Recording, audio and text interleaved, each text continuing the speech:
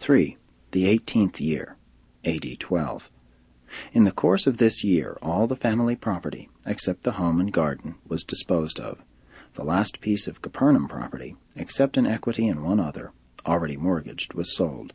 The proceeds were used for taxes, to buy some new tools for James, and to make a payment on the old family supply and repair shop near the caravan lot, which Jesus now proposed to buy back, since James was old enough to work at the house shop and help Mary about the home. With the financial pressure thus eased for the time being, Jesus decided to take James to the Passover. They went up to Jerusalem a day early to be alone, going by way of Samaria. They walked, and Jesus told James about the historic places en route, as his father had taught him on a similar journey 5 years before. In passing through Samaria, they saw many strange sights. On this journey they talked over many of their problems, personal, family, and national. James was a very religious type of lad, and while he did not fully agree with his mother regarding the little he knew of the plans concerning Jesus' life work, he did look forward to the time when he would be able to assume responsibility for the family, so that Jesus could begin his mission.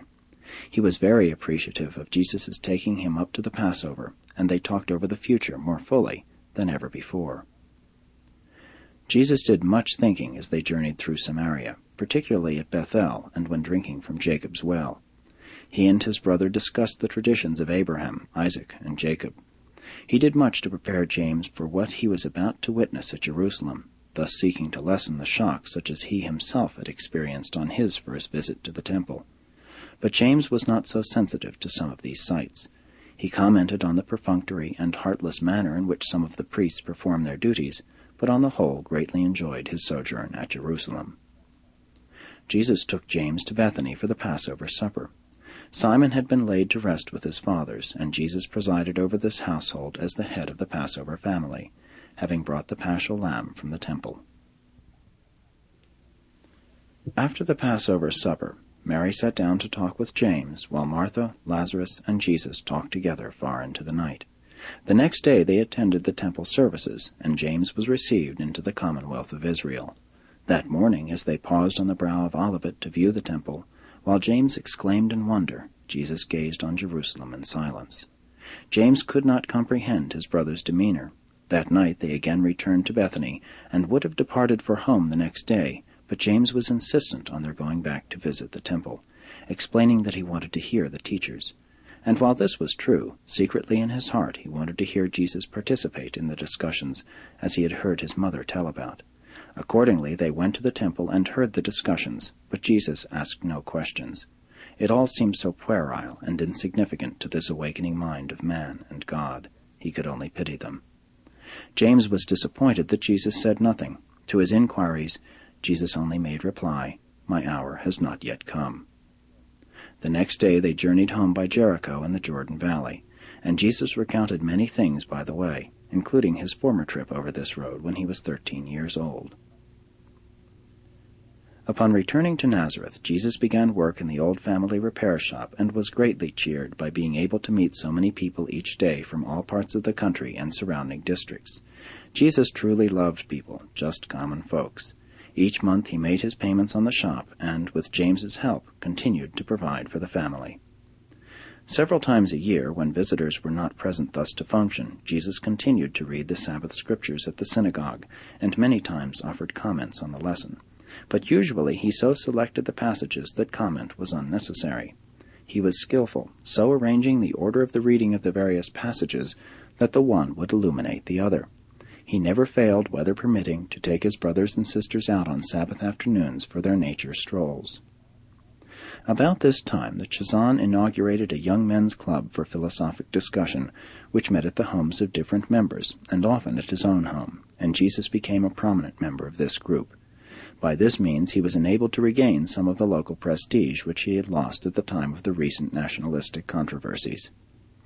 His social life, while restricted, was not wholly neglected. He had many warm friends and staunch admirers among both the young men and the young women of Nazareth. In September, Elizabeth and John came to visit the Nazareth family.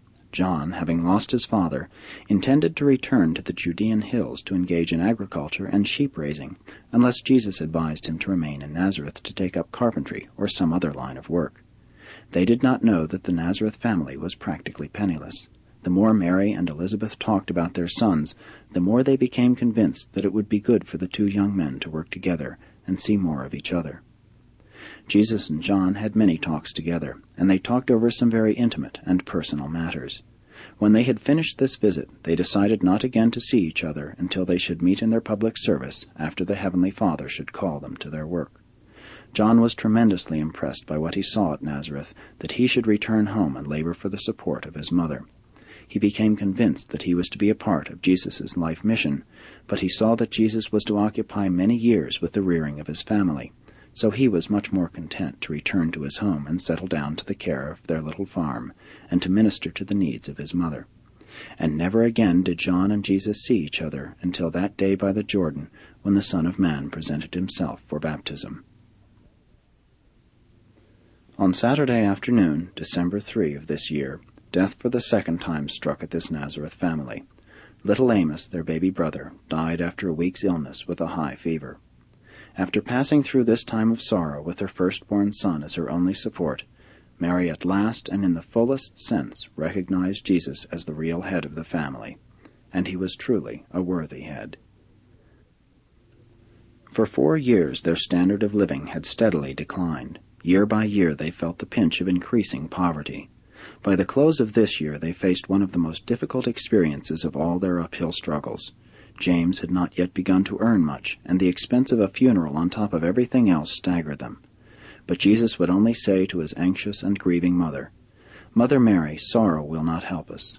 We are all doing our best, and Mother's smile perchance might even inspire us to do better. Day by day we are strengthened for these tasks by our hope of better days ahead." His sturdy and practical optimism was truly contagious. All the children lived in an atmosphere of anticipation of better times and better things, and this hopeful courage contributed mightily to the development of strong and noble characters, in spite of the depressiveness of their poverty. Jesus possessed the ability effectively to mobilize all his powers of mind, soul, and body on the task immediately in hand. He could concentrate his deep-thinking mind on the one problem which he wished to solve, and this, in connection with his untiring patience, enabled him serenely to endure the trials of a difficult mortal existence, to live as if he were seeing him who is invisible.